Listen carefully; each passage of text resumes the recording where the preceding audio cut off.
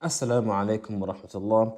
Welcome here at Crypto Hash Review, where we educate and disseminate information about Bitcoin, cryptocurrencies from a Muslim perspective. And we are continuing on our discussion, answering and replying to, and discussing, you should say, objections made against the Bitcoin network from Islamic individuals and personalities.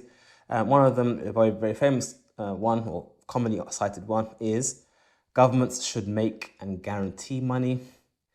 And the indirect part in that is that Bitcoin is not government issued, nor is it guaranteed by the government. Now, the first objection to this would be why?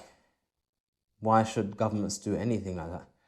Is there any ayah of from the Quran or hadith from the Messenger of Allah that says that a government must do specifically minting currencies, and if they don't do so, any other currency, or if they do so, any other currencies should not be used?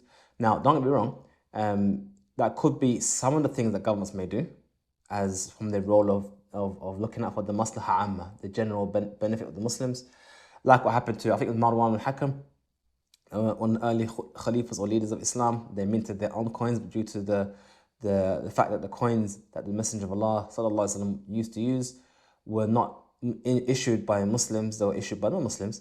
So they wanted to issue a currency that was regulated, you could say, or issued a new standardized according to Muslim standards and kept the same.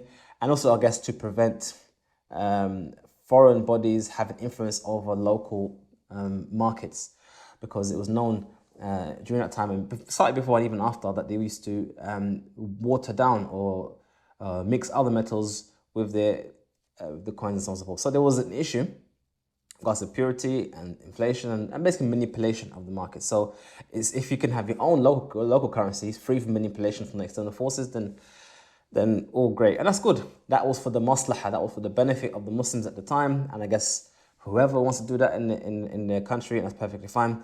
But this discussion here is that something that they should do and they must do, and we can't use anything else besides that? That's my objection. And the reason why I say that is because I could exchange and use any piece of gold, not just gold minted coins, but I can use any piece of gold to use it as currency in exchange, as long as the weight is the way it is. If you want to discuss how much it weighs, I put it on the scales. Yes, that's how much ounces of gold or whatnot. That's it. That's the value of gold. So I didn't need the government to make sure that that ounce of gold is worth X amount. It is worth X amount. So this idea of government-controlled money, that's actually very recent. I mean, it's more so very recent, but the idea of government minting coins has happened from probably at the Roman times or Lydian times. And what we've seen over and over and over again, consistently, without fail, is that government-issued coins or currencies tend to get destroyed by the governments themselves due to greed, due to bad policy, due to whatever the reason may be, through money printing and manipulation and all sorts of nonsense. Especially regards to fiat money, I think 99.5% of all fiat money ever made has gone to zero. So that's a very bad. If I was to set up a probability, what's the probability that our current fiat system would last the next 10 to 15 years? I mean, historically, it's got a bad reputation. So to say that we must have such a system, this doesn't make sense. However, if we have a system that was governed by the laws of mathematics, that's a better system.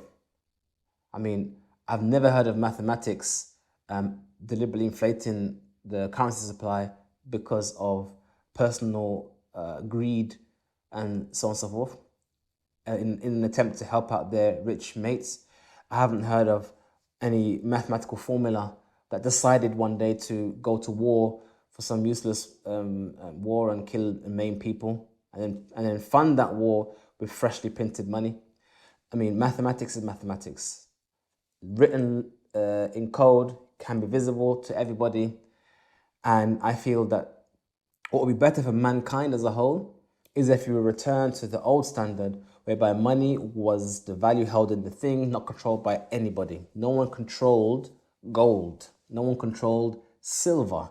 Silver and gold was independent from human control, and likewise, Bitcoin is independent from human control. As for the part about guaranteeing it, then the government guaranteeing a debt is the same as any person guaranteeing a debt. And just like any person can default on their debts, governments can default on their debts. There's nothing that says that because a government is a government, they cannot default on their debts. Of course they can.